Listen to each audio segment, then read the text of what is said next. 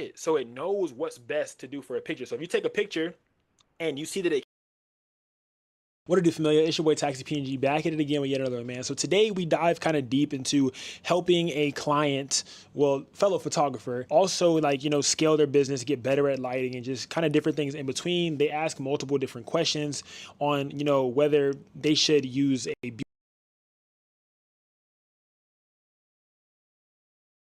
beauty dish or they should use different lighting modifiers. What's the best lighting modifier? They were wondering about their white balance. They're having photos coming out yellow, and I just kind of walk them through and help them through all of this, talk to them through the process and just let them know like the actionable steps that they need to take in order to get to that next level within photography. And we also kind of run down a little bit of pricing. We talk about upscaling and up charging the client as well when it comes to edits and different things like that, and how you can make a little bit of extra cheese.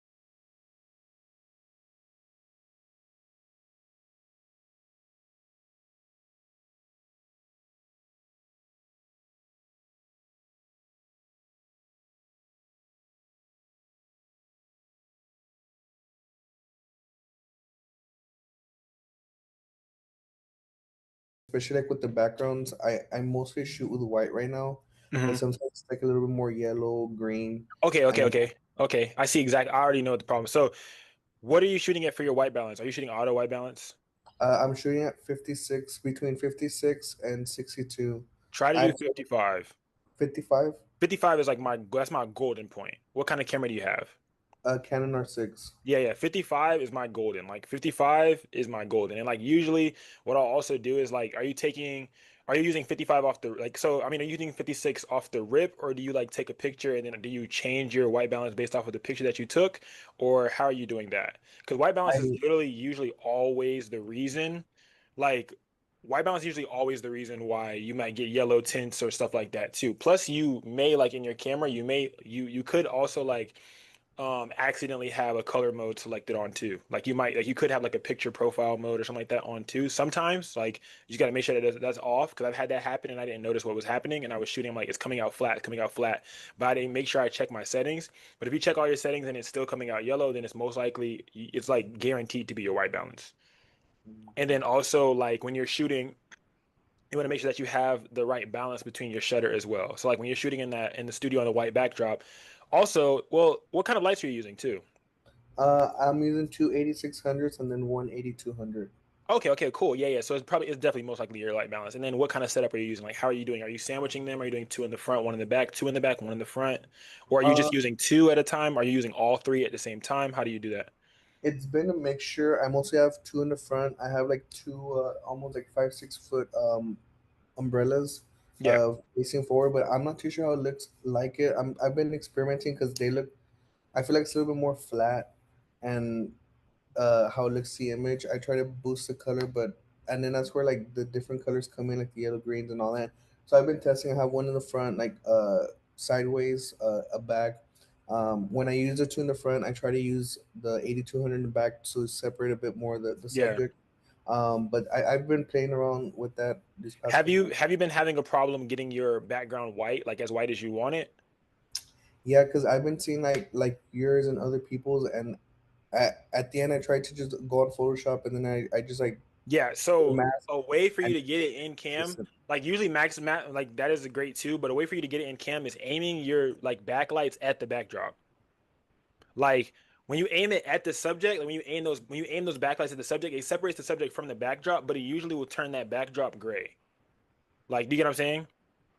Because like so when the light is, you have your subject and then you have the light hitting the back of the subject, but there's no light hitting the backdrop, so it doesn't make it like the backdrop is pure as color because the backdrop is meant for light to hit it. So when the light hits that backdrop, it turns into its pure color. Like so, let's say for example, if you're using a red backdrop and you aim the flash at the backdrop versus not aiming it at the backdrop, you get different colors of the backdrop. Like it'll be a different color because a photographic backdrop is meant to soak up light or reflect light depending on the type of like figment of the backdrop, of course. So with the white backdrop, what I could say is too is you could have those you could have an 8600 as your like key light, and you could have that 8600 in the back, kind of like that feel, right? So you have the microphone right here is the subject. You have your front light that's hitting the front, and you have that sandwich method. So you have one on one side, one on one side that's crossed, right? And now to fill in this back part, right? The back part that like, I'm the subject, right? There's a Hmm. flash coming at me right here. There's a flash coming at me from the back. But there's a part of the background that's not getting any light, and that's this right here. So this part right here is not getting any light. So I would take that 8200, which is what I usually do, because I have the MS300 I'll use, MS300, so that's 300 watts, 300 watts. And then the back, I'll put an 8200 aimed straight at the background, like with like a raw reflector. So I have that on channel. I have group A, group B, group C, and my group C will be my 8200 because the 8200 could just be a little fill light. It's 200 watts of power. You got two Yeah. 600s. You know what I'm saying? So you could use that to fill in and punch in that background. And now that still separates your subject from the background because you're getting all that light. You have one light going to your subject and you have one light pointed at the background. Maybe whether it's like, use one of the little reflector dishes and you have your Mhm. 8200 shooting at the background like that. Maybe you put like a little, beauty dish sock on top of there so it diffuses it a little bit. So it's not too harsh because if you have it too harsh, it's going to create a spot like one, like a big light spot on that background. Mhm. And I feel like that could really help a lot. And then now you really don't have to worry about, your whites are going to be white as long as you have your white balance where you need it at, right? Your whites are going to be as white as possible. And then you're not going to have to do as much editing when you go to Lightroom or Photoshop. It's going to save you a lot more time too because you get the whites the way that you want them. So now when you're going into Photoshop, you might be just going up on the shadows a little bit, stuff like that. You might not even have to mask the subject. Sometimes you'll mask the subject, and what helps is like when you mask the background.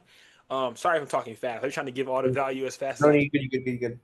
But I'm sometimes when following. you mask that background, going down on the saturation and like vibrance of the background helps too. Because sometimes it'll get yellow and like yeah, you go up on the shadows a bit in the background, go up on the highlights a bit in the background that gets that white, right? Then you take the saturation of the background layer and go down on it. So now because saturation, if you take away saturation, it's black and white and the Yeah. background's white. So it brings that white back and it takes all that black out. You know what I'm saying? Or you could do like a color picker. You know what I'm saying? You pick yellow and you could change that yellow slider down too when editing. But if you try your best to get it right in camera, it's gonna save you a lot of time and you're not gonna do that much work in Lightroom. Even though you could copy and paste the mask and stuff like that as well. But there might be some photos that are a little bit more complicated that you might have to like individually change and do stuff like that. So trying to get it right in camera is always gonna be the best. So definitely that. And then how high is your F? Because that also could play a factor of why your backdrop's not looking the way you want. So I used to shoot at 7.1, Okay, that's cool. but I felt like it was just pushing too much power. Mm-hmm. So I've been shooting around 5.6 and 4 Mm-hmm. recently. I'm put like, it's like okay, are you shooting multiple people in the studio? Because like usually, Just I'm one, not gonna lie, bro. Like I be pushing 10, bro. really. You have 600 watts of power, bro. Like, you know what I'm saying? You got to think about it. Use that shit.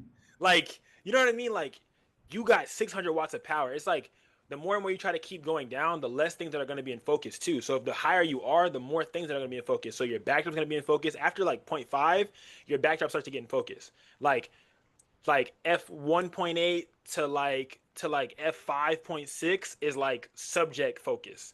Then past that, you start breaching past the subject. So now more things start to come in focus after f5.6. So now the backdrop's in focus, all the different stuff in focus. So if you're pushing, I use flat f's is what I call it. So it's like f10, f11, like flat numbers, like not a point, not a nothing, just a flat number. If it's 8, I'm using 8.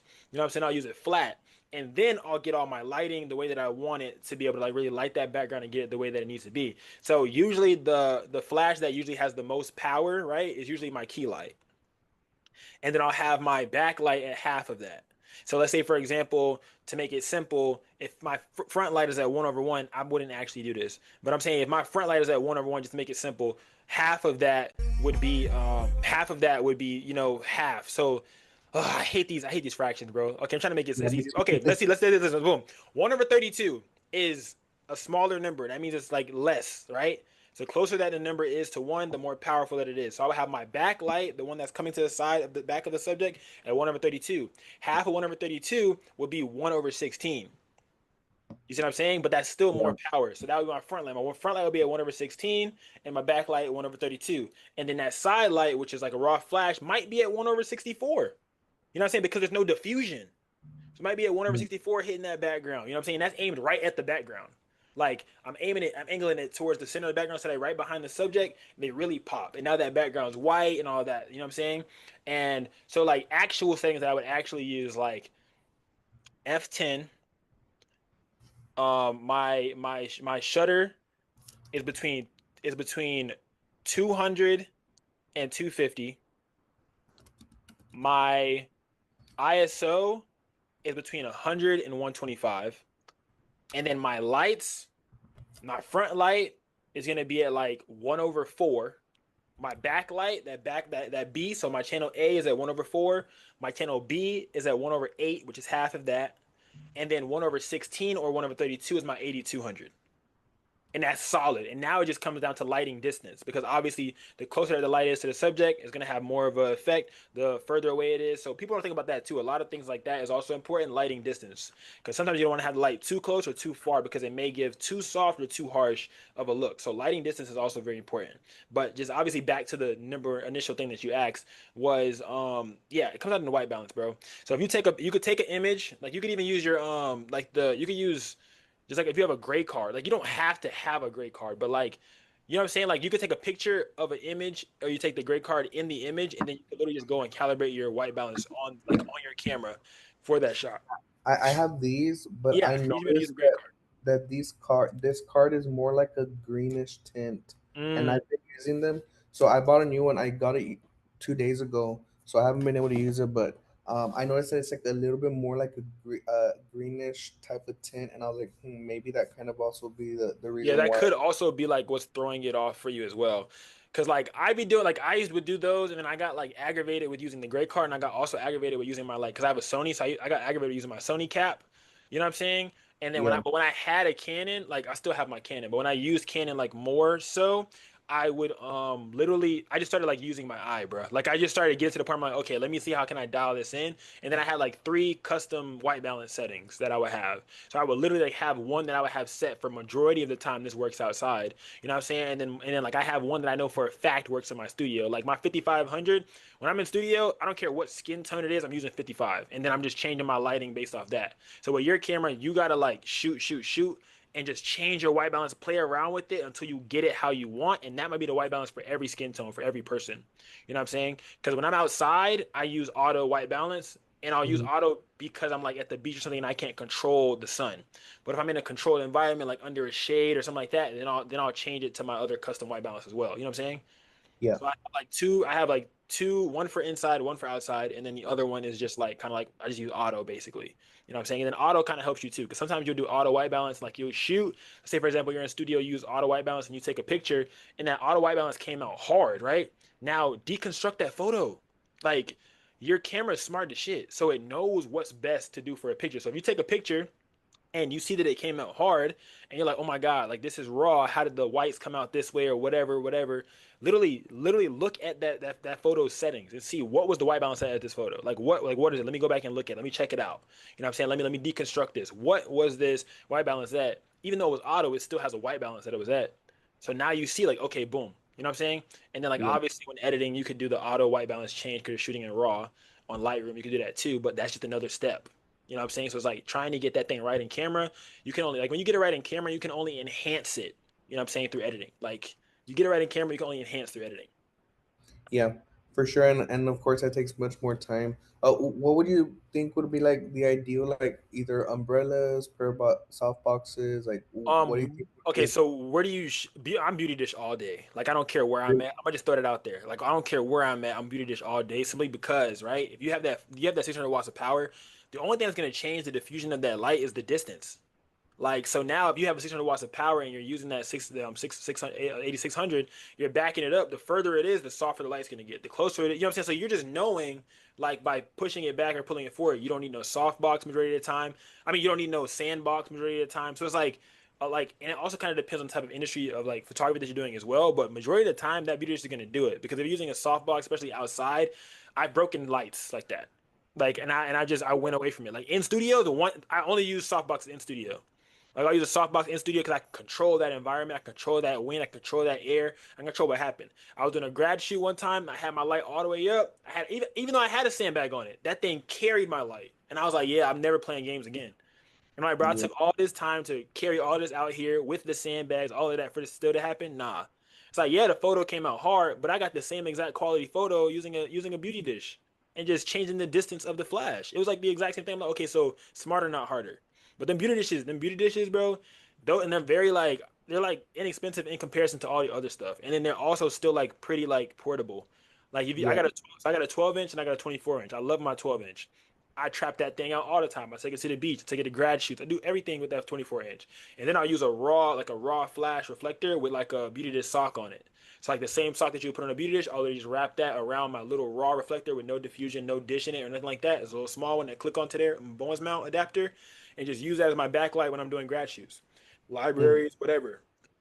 You know what I'm saying? And then like on location, I'll do the same exact thing unless I have it to where like the sun can be my backlight. But if there's a time where like it's harsh, I'm bringing both lights out. Like if it's harsh light outside, if it's harsh light outside, I'm gonna bring two lights. You know what I'm saying? But if I know that it's golden hour, blue hour, or I know that like I'm gonna be in shade, I'm bringing one light because I can use my backlight as the sun or whatever else. So I would just rather just what I'm saying do that. Yeah. Yeah. But yeah, definitely, bro. Like, and then even in studio, like strip box lights are really good too because they also help. Like, they help you get more of the background. They help you get more of the subject also. Because what I was doing before was I had a lot of rectangular soft boxes that I was using. Like they were all just squares. And what I would notice is that a lot of spill and fall off would happen at the bottom where I wouldn't completely light my subject as much as I wanted to. So it's like the light's like this, I'm saying it's a square, but I have it at this distance. And then let's say, for example, you're sacrificing space because you're in a small studio or whatever it is, you need to get you a strip light. Because that strip light, you don't matter, you could be close and you can still get the whole person. You could be further back and you can get even more of them because it's gonna like continue to spill and continue to spread. You know what I'm saying? But when I had those square boxes, it's only getting like the top of my subject and I can't even get the full of their body. I'm trying to turn it sideways, make it a diamond and get as much. So the strip lights definitely helped a lot with those backlighting. And I actually I'm picking up some more today, literally, like another one for my other side to use because I've Mm. been using my beauty dish for my other backlight, and I'm like, bro, I gotta stop doing that. So yeah, definitely that. But yeah, but every different like softbox and lighting type, like lighting modifier has its own place. You know what I'm saying? But I just know I've found over like the time is like Beauty Dish works the best for me in like almost every scenario. Because if you take too much brain power to have to think about your lighting, you're taking away the brain power that you could be using to compose the shot. You know what I'm saying? Like you don't want to add extra resistance to yourself. Like I have that happen so many times, bro, where I'm like, I'm trying to get a shot, but I'm trying to make sure that my lighting is placed the right way. So I gotta run over there and get it, and I gotta come back, run over there and get it, and then like a shot that I could have thought about in my head doesn't like doesn't come across well, or my client's bored. My client's like, oh damn, bro, like can you like I thought you were professional. Like they're not gonna say it out loud, but in their head they're just like, damn, like it's hot. You know what I'm saying? There's probably so much that is going through their head. Like you gotta think like that too. Like, okay, Yeah. what materials can I bring out here that will make it as efficient as possible to give them the best, the best experience as possible. You know what I'm saying? So that we can be in and out of here and they can feel good while we leave. You know what I'm saying? You don't want to leave on a low note. You want to leave on a high where they feel good. You know what I'm saying? And the Yeah. least amount of resistance helps with that because now you're putting a lot more attention into talking to them. You're putting a lot more attention into, nailing your settings in camera. You know what I'm saying? Posing them, all the different stuff you're putting your attention into. You don't have to really worry about the lighting because you already know exactly what you're doing. You nailed it. Or so yeah, that's one thing I can say. Because the big soft boxes, bro, like they'll blow a little bit, and I'll be shooting, and then like it might turn off a little piece, and I'm like, bro, like now I gotta try to go back and turn it back, and if I have it all the way up, you know what I'm saying? It's just like I'm like, man. But unless I'm doing like a shoot where like they dropping cheese, then like okay, you know what I'm saying? Like let me, you know what I'm saying? I'm gonna sacrifice, you know what I'm saying? But other than that, bro, like if I'm running gunning and I gotta get the shot, and then especially like if because sometimes you don't even need it if like the person's gonna be moving around a lot. Like obviously it's like an event, duh. But like if you're shooting somewhere and you have a lot of locations, you want to be as small as possible. What industry are you currently like shooting in majority? Mostly studio. I started getting more inquiries for outside, so Yeah, I'm starting to venture a bit more into outdoor. yeah, Um, so, but I do more birthdays. studio headshots, anything Yeah. pretty much studio. Okay, bet. And then with you venturing into the outdoor, like, yeah, with you venturing into the outdoor, bro, it just opens up a whole new world of everything. And then you're gonna start to love it more too, because like the studio is cool, but like after a while it gets repetitive.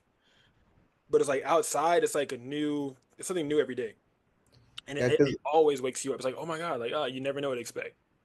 But because originally I had got the 28600s for outside, but I quickly found out that those things are too heavy, and then your C yeah, stands, and then your yeah, sandbags, and I literally my original intention was to do outdoor, but it was just impossible yeah, without having an assistant. I was like, yeah, no, back would be hurting, like it was yeah, just crazy. I only did a few, and then I just kind of like simmered down, and I continued lifestyle. But then I was like, no, I'm tired. I was like, I'm very perfectionist, so if the sun wouldn't be yeah. perfect, and then it's cloudy, weather's So that's why when it comes to the outside, you have to figure out like, okay, if I already know that I'm a perfectionist, then what can I do to make this, as easy on myself as possible? One light. yeah. It just comes down to one. It's like, yeah, bro, I got two, but I don't need them. I could use one. You can go out there with a 200 and kill and make a killing still. Like you could still go out there and make some shake. Like I love my 200s, bro. Like I trap those things out. Like I never bring a 400 out. I don't even like. I'm just like, bro, because it's not like to me. It'll be worth it sometimes. Like if I know like the type of shoot that I'm doing, like I don't gotta bring like all of my extra like gear. Like because you'll bring it and you end up not using it. And you're like, damn, I done drug it out the house for no reason.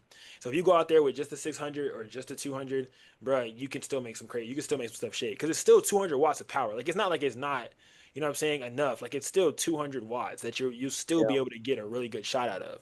But at that point, when it comes to the 200, just don't go crazy with clicking it back to back and getting the same shots. Because now you have to worry about refresh rate after like the first 30 minutes of shooting. Now your refresh rate is going to start to slow down even more because you just pop, pop, pop, pop, pop. So now you got to be smart. That's the only thing about like the 200. The 600, you probably just keep going all day. But with the Yeah. 200, you got to be smart. That's it. But it's still giving you 200 watts of power, bro. So if you shooting it at like if you shooting it at like 1/16, you can probably shoot forever. I ain't gonna lie. But anything below 1/16 with the 200, you got to like be strategic about your shots. You got to frame them up. But also, it wouldn't make sense to not be strategic because you don't want too many of the same photos anyways. Because now when you send them to your clients, you don't want them to be like, damn, I got 90 of the same pose. You know what I'm Yeah. saying? So that would save you time anyways. Because now if you have multiple different, if you have like when you have it for your clients and they do their photos, do you give them a certain amount of photo edits and then do you allow them to select extra or how do you do it? I may, for the most part, I just send them the gallery, and then they can choose either 5 or 10, or depending, like for studio. Yeah, but and then like do you like so what's your standard for like let's say for example your standard package, how many edits are they getting? Are you giving them all or how many like not all, but like are you giving them 10 on their edit? Are you giving them 5? Like what's their base? So right now I have the first package for 125 for three, and then Mhm. 150 for five, and then 250 for 10. Okay, bet. And then do you allow them to add extras if they want? Yeah. Yeah. Okay, bet. That's cool. Yeah, It's say that's vibe. 20. Yeah, it's 20 per image. So imagine, right? Imagine if every single one of the photos that you took are different. They're more likely to spend way more now. They're like, oh my God, like I have to, you know what I'm saying? They're more Yeah. likely to spend way more now. And then also like you can up your revenue too by this. Like if you get your editing workflow down and you start taking so much diverse images, like that 20 price tag per image might be too big to some clientele. So like your mindset could be like, anything after five extras is 10 per image, or anything after five extras is 15 per image, or something like that. You know what I'm saying? Like something Yeah. to where it's like, or if you just drop your base down, because like that could be a thing too, like, because like I've gotten my like editing style down to the point where like, because I do 10 an image, right? Uh-huh. Only because I know you're gonna probably select 10. But if I do 20 an image, I don't know for a fact you're gonna select five. Like you might be like with you when you hear 20 per one, you're gonna be like, I'll take two, and I only made $40 and I could have made 100. I was saying I could have made 100 off you. Yeah, I just did more, but that's more pictures to add to my portfolio anyways. You know what I'm saying? So it's like why not? And then to get them to come back, I still always add extra incentives. I don't tell them nothing. Like I'll be like, oh, 5 to 7 day turnaround. They select their three images. I add three to their three, the three that I like. You know what I'm saying? I add three to their three, and now I have six. So now I give them six, and they're like, "Oh my God, you did extra what? I didn't even pay for these. I feel so bad." Or they're happy, and now they're gonna continue to talk good about you. They're Yeah. gonna go to the next person and tell them about you. The next person and tell them about you. Oh yeah, bro, he over delivers, blah, blah, blah. That's why I always over deliver. Like I don't care if I'm swamped, bro. I'm throwing in 1 to 2 to 3 extra edits in there, and if you notice, it's cool. If you don't, I still don't care. But I'm still adding them to my portfolio because they're photos that I like. Because you might select a photo that I don't like, but you chose, and I'm still edit it. But I'm gonna also choose 3 that I like because those are the ones I'm gonna add to my portfolio. But I'm gonna also let you have as an incentive. Mm. So now in Yeah. their mind, they're like, "Oh my God, he charges $20. He usually charges $20 per extra edit, and he gave me 3 of them, bro. He just saved me $60. Oh yeah, he's the goat. He's the goat. He's the goat." And they're gonna tell everybody about you. Yeah, and it's true because for the outdoor sessions, I thought 20 was too much to do per photo, and I did 10, and one client purchased 18 extra photos Yeah, for 10, and it's true. And you know what I'm I've saying? been debating to do that for studio. I'm like, but I was like, no, I was like, I think yeah, I'm gonna make that change. Because that could also like count as like your mindset could be like that's tips. You know what I'm Yeah, saying? Like, because if we're being real, bro, after we own and pay off all of our gear, we're basically making infinite money. yeah, Like after we own and pay it off, bro, it's like no one's like doing what we're doing. Like if you get a photo shoot in a day or you get 2 photo shoots in one day, no one's making $200 in one day. No one's making $130 in an hour. That's what I mean to really say. In an yeah, hour or two, like no one's still not doing what we're doing. So if you shift that mindset to that, it's like, whoa, like you can't lose, bruh. Like you yeah. can't lose. Because $10 to them doesn't seem like a lot. And then to you, it's like, bro, 10 could be gas, 10 could be food. But now if I get 10 of those $10, I made $100. That's now 2 tanks of gas. That's not, you know what I'm saying? Like it's Yeah. stuff like that. And that could also add like, and then if you have that workflow down to where it doesn't even take you that long to edit, shit, why not have it for $10? Like, like to them it's not a lot, but to you it's like it adds up quick. Because then they choose, like how you said, they chose 18 whole extras. I had a client choose like 34. And I'm like, damn. I'm like, yeah, I'm getting that bread. But I'm like, 34 is crazy. But I'm like, I just made $340 though. So hey, you know what I'm saying? Because when you have that price tag a lot higher, they're a lot more reluctant to actually want to accept that. Yeah, You know what I'm saying? as far as because I have retouch for me, so I use that a lot, and I feel like it gets a good starting point Yeah. for the thing. So I was even considering offering just like a simple, call it like a simple retouch, and then making that like $5 extra, and changing the For a pricing on basic, that yeah. output. But I'm still a bit unsure about that. Because you could do that too. Because like, but you don't want to give them too many options. Because I did that before, and you'll give them choice paralysis. Because they don't know the difference. Like if you say like basic retouch and then premium retouch, and then you put 2 images to show the difference between the add-ons or whatever, like a lot of people are gonna just choose the cheaper one because it's cheaper. So if you Yeah, only give them one option, they don't got no choice. Like I used to give them three. I had one that was like oh $25. One was like $10. Well, one was $15 and one was $5. Like, bro, they're choosing 15 and 5 every time, or they're choosing 5 every single time. Then I took 5 yeah, away, then they're choosing 15 every single time. No one's choosing 25. So now I only got like 2 because I do special effects and stuff. So they have it where you can add a special effects edit, which is 50, and then I have one for 10, which is regular. No one's ever adding special effects edits, so they're always getting 10. So you see the value, like it creates like a seller's value gap. I leave it there so that way you see like, oh shit, the value of this is 50, so that's 5 times this, so I'm getting a deal. It's like yeah, seller psychology. Like they might not be really getting a deal, but in their mind they got a deal. You know what I'm saying? yeah, So that's seller psychology, and it helps out a lot. Definitely. yeah, What else for you got sure. for me?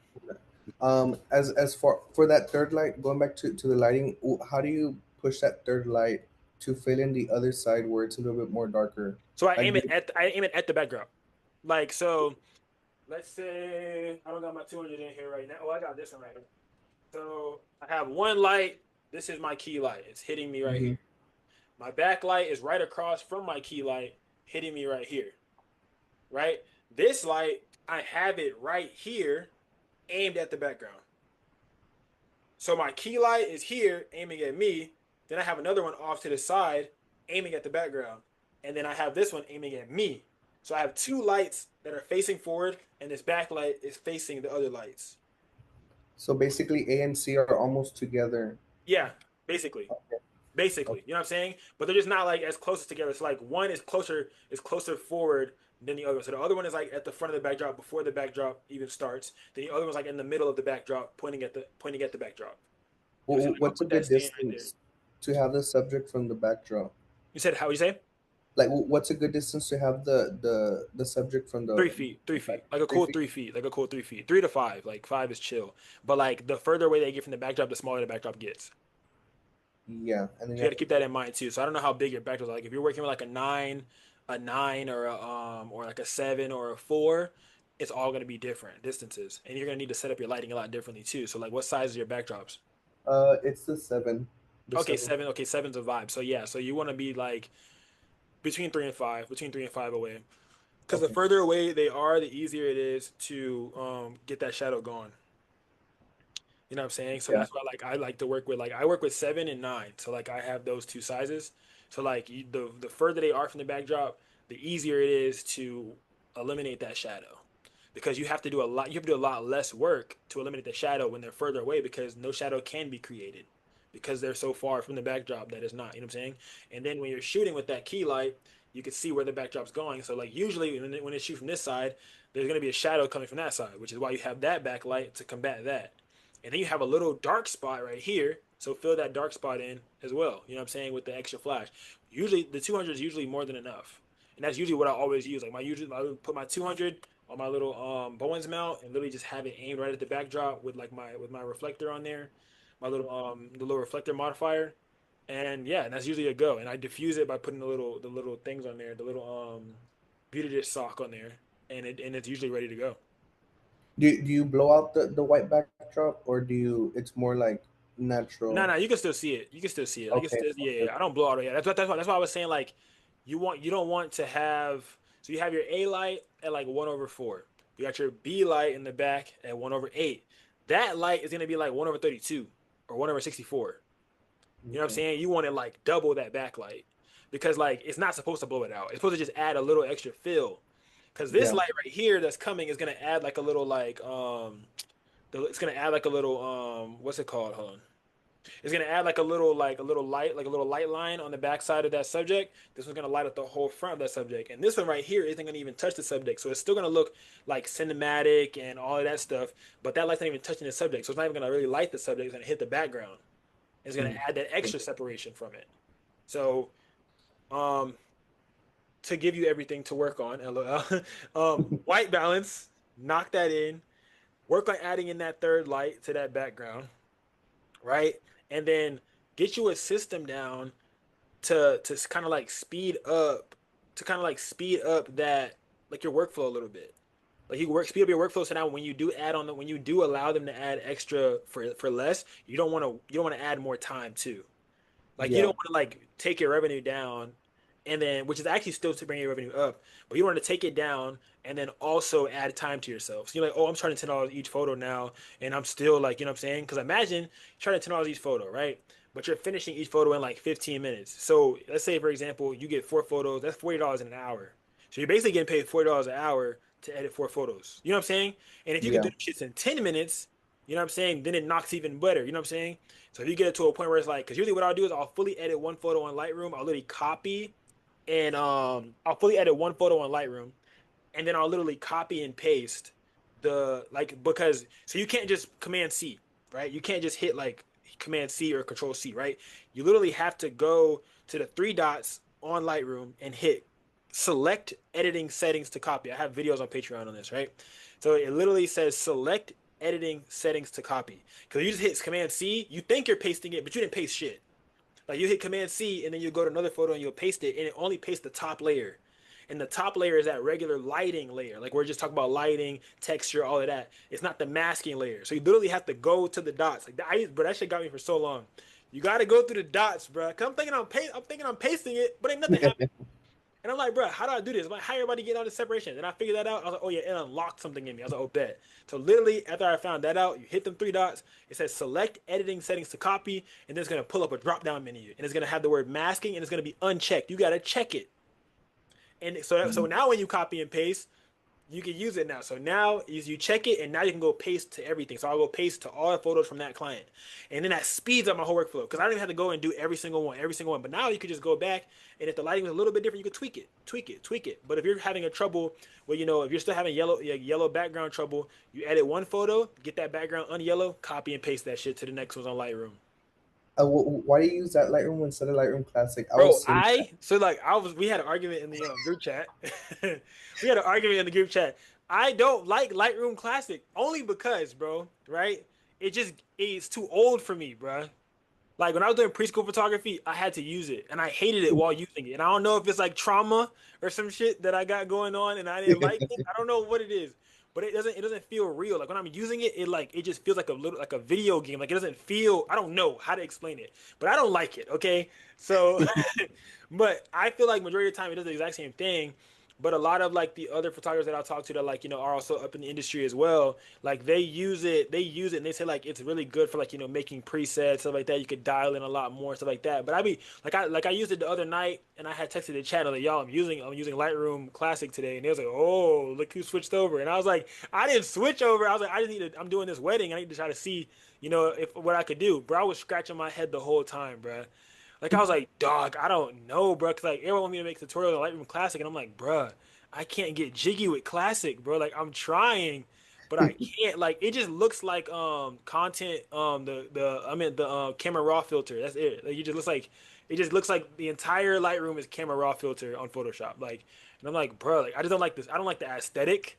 There's a lot. There's a lot. I don't, and that's probably just me being picky, bro. Like I just don't like the aesthetic. There's so much I just don't like, and I'm like, if I need to, I'll use it one day. But the one thing that I do like about Lightroom Classic is it connects directly with Pixieset. So Oh, like if you use Pixieset, you can literally go there and select your client's photos after they select their favorites, and you can just open them right immediately. So that saves about like 1 to 5 minutes, which is like that's pretty cool. But like I get kind of joy out of like choosing pictures, so I don't really be tripping. But yeah, you use Classic. yeah, it's because when I saw that you said you had issues like syncing, I was like, for us, we just click the pictures and then sync, and all the pre everything that you did on that photo gets copied automatically. Yeah, see, bro, that's hard. I mean, y'all are cool. You know what I'm saying? Y'all are lit. But I can't, bro. Like I'm gonna try in the back end. But I don't know. Like I can't get past how it looks. Like I got to get past how it looks, and then I could probably be like, okay, I like how it works. Like I can't even get past CapCut. Like I be trying to get past CapCut because it looks too playful for me. Like when I'm trying to Mm. like edit video, like I'm trying to be serious editing videos, I feel like it looks too playful. Like it doesn't look serious enough for me. And then I'm like, but it does all these amazing things. But I'm like, bro, it doesn't give me that like that grit that I want, bro. I don't know, bro. I'm picky, bro. I'm trying to get better, bro. But I'm literally only doing it for y'all. Like I'm trying to like learn. Okay, you guys usually use CapCut, or you guys are using all these different apps. All right, how can I learn them? Like, how can I learn them to like give? I really want to learn and then see how like I'm gonna learn it the technical way, and then I'm gonna teach it to y'all the untraditional way. So that way it's Yeah, easier for you to like understand and digest. That's how I learned photography. I learned it the traditional way. Now I'm gonna like be like, all right, bro. I'm not calling this that. I'm gonna call it this. You know what I'm saying? Like because this yeah, is basically what it is. Like so it helps y'all a lot more because like if I would have sat here and said hella technical terms to you, you would have been confused as shit. You know what I'm saying? Like you'd be like, what is he talking about? Like, nah, bruh. I'm gonna get on your level and we gonna chat about photography, bruh. But yeah. And yeah, bruh. So what's it called? Yeah, but as a premium member, you get like 2 calls a month. So I would say like in like 2 more weeks, what I'm saying, we check and see like kind of where you're at again. yeah, definitely. So that would be really cool and things of that nature. What are some things that well, I mean, you just joined the Patreon too, though, right? Yeah, Okay, I was gonna ask you like, what are some notes that you might have for me, like that you would want to see videos of on the Patreon, so I could take those notes down before we close out, so I can make those um, video adjustments. I don't know, maybe like some templates or like some something like, because I was looking through the videos and seeing like maybe some either like templates, because I'm more a visual person, so Hmm. like hearing, so like maybe either templates or stuff like that that would be a little bit easier. That would probably add a little bit more value, or you can add another tier and provide templates that they can just purchase off. That way you don't give everything for free. I think that'd be pretty cool. Um, Like templates, as in like go a little like deeper for me. like let's just say like for the video that you had like for contracts and business, so that section could probably Mm, have like more, here's a downloadable link, and that would probably be like either a higher tier that's maybe like $25, yeah, and then for and like then contract templates and stuff like that, like oh, like how to like pricing templates, like stuff like that. Okay, okay, okay, yeah. and like And talking, then like I know emailing some clients. people like do Canva, and you can just like share that, and then or you can Yeah, I've just done a make few of those. I've done a few of those videos. They're kind of down in the thing. I did some maternity shoots, and I had gave out the Canva thing. I did a comp card shoot, and I gave out the Canva template. I did those. So that's that. Yeah, I've done those. I'm trying to do more of those too, because people be asking me a lot of questions about like, oh, I have Canva, like, what I'm saying. So I'm trying to like see, but I don't want to like. I don't want to make it. I don't want to like jumble it up too much because that's what I'm trying to like. Because I'm trying to like reorganize the videos also, like so that way it's easier for people to like navigate. Like when they come in there, they know like okay, this is the behind the scenes section. This is like VFX section. This is skin retouching section. This is lighting. You know what I'm saying? Like I'm trying to like make it very like blunt and easy and like Hmm. kind of like dummy proof basically. Like when you come in there, you know exactly what section is for you. I'm coming in here learning lighting. Okay, I'm gonna go here. I'm coming in here learning Yeah, how to yeah. do this. So that's what I'm trying to say. Okay, cool. So templates, contract templates, pricing templates, and then Yeah, as far as your categories, I think they're good. yeah. I think all they're just missing is just like, like when like here's like the assets or stuff like that, adding stuff like that. Say it again. Say Um, it again. It's like what you say? some assets, Okay, okay. yeah, to what you're doing, would probably just either add more value, and you can probably, like I said, you can charge more for anything that has assets. It could be like another tier, or you can Yeah, just link it to the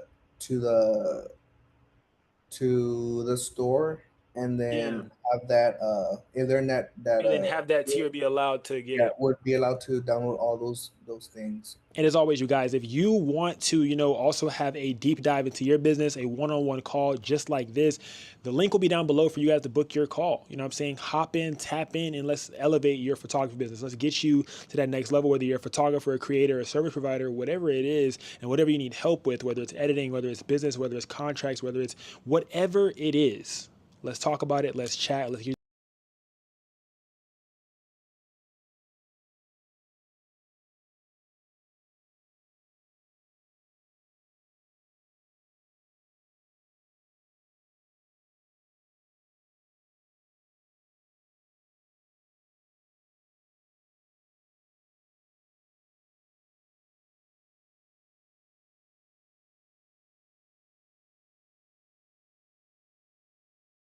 Grammarly helps me get the best grades possible while depleting the least amount of hours of my week. do not become a photographer. Do not become a photographer until you have already thought about and assessed these things. There's a lot of things you have to deal with when it comes down to being a photographer, videographer, or even just a service provider. Okay, you need to think about the client. The client is going to come first. Even with the client in their mindset, they're always going to come first. So regardless of what happens to you or what you're dealing with or what goes on in your life, your client's mind, they come first. And you as the service provider, your mindset needs to be the same thing. My client comes first because they are the ones essentially paying your bills. They're the ones essentially helping you elevate and level up. So when it comes to the energy that you give your clients, that same energy will be reciprocated back to you. It it directly reflects the respect level that you have. It directly reflects your image. It directly reflects who you are as a person. So if you have good reviews from your clientele, then you must be a good person, right? If you have bad views from your clientele, then you must be a bad person. So in order for you to constantly grow your business and get more business and to continue to get more clientele, you have to treat your current clientele and your new clientele with respect, right? So regardless of what happens to you, regardless of what happens in your life, your clients are gonna come first, and you need to understand that before you become a photographer. And a lot of people are gonna be like, man, F them, blah, blah, blah. Like, you have to, like, I understand it because I feel it a lot, but I have to try to disassociate myself from my emotions and really think about what really matters, right? If I'm able to, I will. If I'm still in good health enough to be able to edit and get these photos out to my clients by the date that I said that I would, then I'm gonna do that, right? I got into a car accident the other day, but I know that I made a commitment to my clients. Am I hurting? Yes. Am I in pain? Yes. But am I going to stop? No. Because I signed on that dotted line, the figurative dotted line. When you decided to become a photographer, you decided to get that LLC, or you decided to go all in on this dream, this is what comes with it. This is what you sign up for, because the way that I say it is, it's in your job description.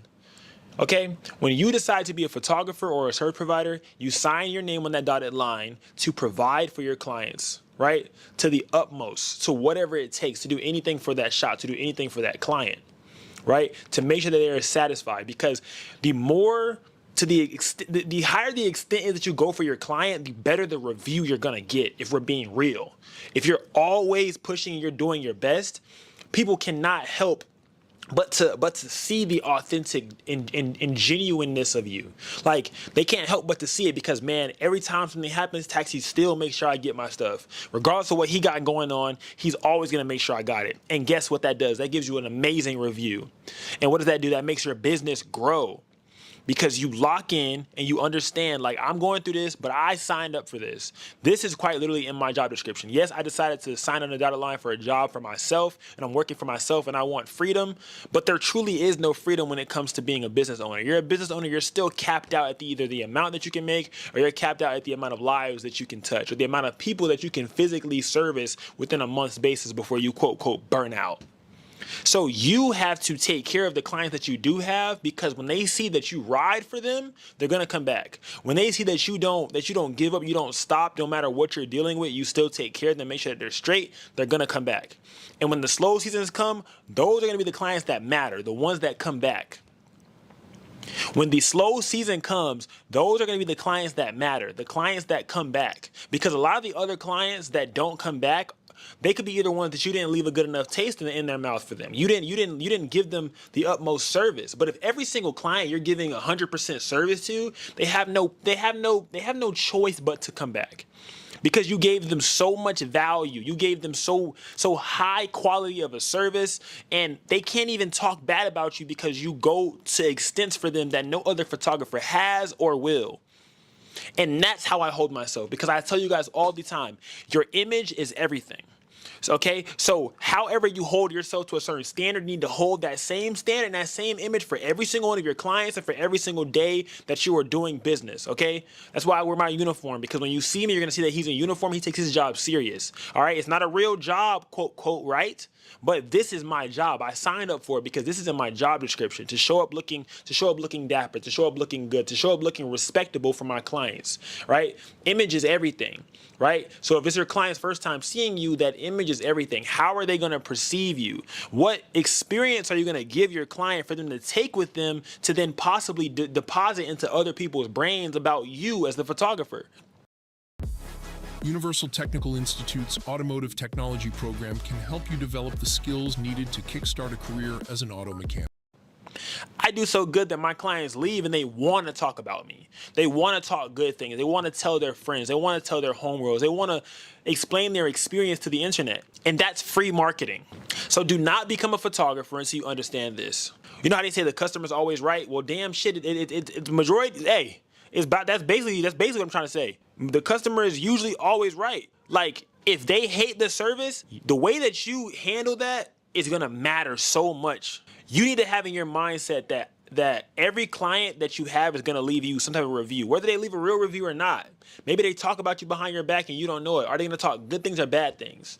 Like, how can you leave your client with such a good taste in their mouth, even after a bad experience, or something that happens and you were able to solve it? You know what I'm saying? Something that you probably didn't like, you didn't want to happen. Maybe it was the weather, maybe they hated their edits. How are you able to respond to this thing, right? How are you able to respond to this thing before they leave you? You know what I'm saying? Before they're done with their service, before you're done with the service. How are you able to respond in a positive way to these negative things? It's very hard because we're humans. So when it comes time to like deal with uncertainty or to deal with uncomfortable situations, we either crash out or close up. We're already photographers, so a lot of the time we don't like being out in front. We might crawl into a little hole because we are shooting for passion. I represent the passionated shooters. I don't represent everybody who does this just for the money. I represent those who do it for passion. PNG culture. All right, passion with no gatekeeping. PNG culture. That's who I represent. And if you guys want to be a part of PNG culture, go ahead and join down below in the Discord. It's a free group chat, bro. We talk in there every single day, helping each other. We're passion driven and we give no gatekeeping. All right, everything for free ski. But what I'm saying is what are you gonna leave how are you gonna leave your client? What taste are they gonna have in their mouth when they leave you and they go to another person, right? Are they gonna want to, you know, replace you with another photographer, or are they gonna leave and be like, bro, I gotta shoot with him regardless of what? Because that's how you build you know how people say a cult following? That is how you build a cult client base. You want to be able to build a cult client base. When they see that you ride so hard for them, they want to return that favor. They see that it's raining and sleet and snow, whatever, you coming, you making it happen. You got into a car accident, you still made it to them, you making it happen. Every time now in the future, they're going to remember that time. They're going to remember that shoot. They're going to remember that because your impression and your image is everything. Okay? They're going to remember exactly what you went through. They're going to remember exactly what you guys were able to get through in order to get to that next step, in order to get to that next level, in order to get to that next shoot, in order to complete that shoot. They're going to remember everything that you did for them, and they're going to come back because your image is everything. Your clientele knows. Your clientele understands. Okay? So a lot of the time, clients, you have to think about it. Everyone is selfish, and you can't get mad at them for being selfish because that's what they are, because we're all humans, so we're all selfish because at the end of the day, we're worried about ourselves. We're not worried about the photographer or another person. We're not worried about how that person got affected. We're worried about how we're affected in the situation. We're worried about how that person's situation affects me and my situation. We're not worried about, you know, is he okay? Oh yeah, he's good. All right, now that he's okay, now me. It goes bum, bum, bum, bum, me. Like, it's like, oh yeah, oh, me. It's going to always go back to them as the person. So if you have it in your mind and you're already expecting your clients to be selfish, you can win the game. Because now you're not thinking, you're not blaming them for the problem. You're turning it around. You're saying, okay, I understand this is how they feel. How can I solve this? And can I solve it? And if there's a possibility of you solving it or making the problem right or making it better because you signed up for this, then do so. And it's like, I understand people like, you can't control what you can't control. So you can't control your clients. You can't control your clients' feelings. You can't control your clients' words, their mannerisms, what they say. You can't even control your clients' reviews, right? The only thing you control is what you control, and that's you. So if you decide to spaz or talk BS or say all these words to your clientele, just understand that your image is going to go down with it. That same exact text message that you sent, them same exact words that you said, your image is going to diminish along with that same sentence that you gave to your client. So you need to understand that this is in your job description. You signed up for this, and there is no complaining, bro. You signed up for this. There's no complaining. Yes, some clients can be unreasonable, but that came with your job description. You decided to be a photographer. You decided to be a videographer. You decided to be a content, specialist. You decided to be an artist. You decided to be a service provider. So you're dealing with clientele. And until the day you're done dealing with clientele, you have to deal with this. So you need to understand that everyone is going to be selfish. Your clients are selfish. And if you walk into the shoot knowing that your clients are selfish, how can you help them be selfish? Like, reroute, relearn, reteach your brain. How can you help them and allow them to be selfish? How can you allow them to feel better about being selfish, right? If you want to learn how to edit really well from professional Hollywood editors, we're going to show you the stuff that nobody else is teaching. I'm talking about real creative skills, like how you can use music and sound design to make a joke funnier. How to use cross-cutting to control the tension. You're going to learn about feature editing, trailer editing, action editing, pacing out drama, layering sound design, and how to organize it all in your timeline so it's easier to work with. Hey, I'm Chris. How can you allow them to feel better about being selfish? How can you help them? They know that, oh my God, I'm only thinking about this. How do you reassure them? When things happen, do you reach out? Or do you let them reach out to you? You know what I'm saying? Like, those are things you can do too. You can reach out to your clients and like, hey, such and such just happened, but I got you. I made my word. Stress those things. I told my clients the same way. I just got into a car accident, but I made a word. I made a promise to you to have your daughter's pictures by her birthday. So I'm gonna have those pictures of your daughter by her birthday. I made a promise to you that you're gonna have these photos by graduation. So I'm gonna have these photos to you by your graduation. I made a promise to you that by Mother's Day, that shoot will be done. I made a promise to you that this week, I will make it to that wedding to be able to shoot for you. No matter if I have a car or I don't have a car, what do I have to sacrifice? Do I have to sacrifice money to be able to heal and keep that lasting relationship? Guys, I had a wedding to go to and I got into a car accident and I still made it to the wedding because I know that my word and my image is so much more than the physical things. My word and my image is so much more than the money, because if I can continue to uphold my image and keep my image held to a certain standard, when people view me, they're going to respect me. Because they know that Taxi means business. Taxi stands on business. My photographer stands on business about me. Now they understand that my photographer don't play about me. So do not become a photographer until you're this dedicated, bro. Do not go all in until you understand this fact, because you will begin to self-sabotage yourself. If you become a photographer and not understanding that these things happen with clients, you're not understanding the real, the raw, and the unfiltered about running a business by yourself, you're you will self-sabotage yourself. And you will be the reason that you fail. You will be the reason that you fail because you don't understand how you need to deal with clientele. You don't understand that these things are going to happen, and you need to understand that when they happen, how you deal with them is what really matters. How do you deal with an uncomfortable situation? How do you deal with a client telling you that they hate their photos? Though they use the word hate. How does that feel to you? Understand that. How do you deal with a client that says, hey, I don't want to do the photo shoot no more? At the time of the shoot, you drive an hour to them, 2 hours to them. You do all this mental preparation, and then you arrive and they tell you that they no longer want to do the shoot, that they're canceling because they don't like the way that the venue looks that they set up, that they don't like the way that things look that they set up, that they planned, that they put together, but they cancel on you after you drove 2 hours and you decided to take your time and really charge all these batteries and make sure that everything was put together in the way that it was supposed to be, but they cancel on you. How are you going to act in that situation? Like, are you ready for that? Like, do you understand that these things happen? You're going to have times where you drive somewhere, you got the deposit, you got the money, money's not an issue. That's when you start to understand that money is really not the issue. You drove 2 hours, they may have given you a full payment or they gave you a deposit. Yeah, you got paid, but I just put miles on my car. I just used the gas in my car. I took time to charge the batteries, pack everything up. I took time out of editing to come in. Like, people don't understand the mental strain that it takes for you to get prepared to do something. You have to mentally prepare yourself to go do something. You don't understand that. You have to think about that when it comes down time to deal with these clients. Are you this dedicated? And if you're not, take a little bit of more time and think about this. Like, do I really want to be a photographer? Do I really want to be a videographer? Do I really want to be a service provider? These are the things that come with it. If you're not able to breathe, woosah, and have a level head when dealing with these clientele, you will not make it in the service providing industry. You won't make it as a photographer. You have this is the number one thing that you always have to deal with is clients. If you're a photographer, videographer, content creator, well, not content creator necessarily, but a service provider, these are things you gotta deal with, bro. These are things you gotta deal with. You gotta deal with them clients. And you need to be able to deal with them with a level head. You need to be able to deal with them. You need to be able to deal with them with a level head.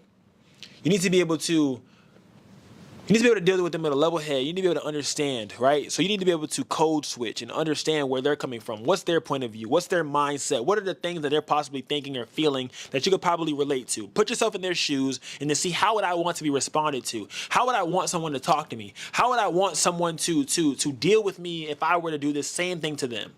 How would I want to be talked to? You don't want to be talked to crazy. You don't want nobody to start saying crazy words to you. Bro, because now your image is diminished, bro. The moment you say something out your mouth like that, your image is diminished. You need to take care of your image, right? Sometimes you got to put your pride and your ego to the side, all right? So that way you can continue to get those good reviews. You can continue to grow your business. You can continue to get where you need to go, bro. Because if you can't do this, you're going to self-sabotage yourself. Do not become a photographer until you're able to understand this one thing. Until next time. Taxi. If you're serious about leveling up your photography and content creation, make sure to join PNG Culture, you guys, over on Discord and Patreon. We talk in the Discord community every single day, just helping each other level up our photography and just get better at content creation overall. It's more than just about photography itself. We actually talk about real world problems, real life problems, and just navigating mental health and a whole bunch of different things that come with this entrepreneurship journey, you guys. And then also make sure to check out the Patreon if you guys want a deeper dive on my editing process. Whether you see something really cool on Instagram on my feed and want to know exactly how I did it, I drop the tutorials inside of there. I do different composition editings, like different composites and different things like that. VFX. We also do one-on-one calls in there. Anybody that's in there that's a premium member can get one-on-one calls and one-on-one access to me. I do business growth tips and different help. I just honestly give out all of my knowledge that I have that I'm not able to give out on YouTube. For those that want to dive a little bit deeper and are more serious, I give all of that out on the Patreon channel. So I hope to see you there. Until next time, taxi. So long, farewell to you, my friends. Goodbye for now. Until we meet again, I say so long, farewell.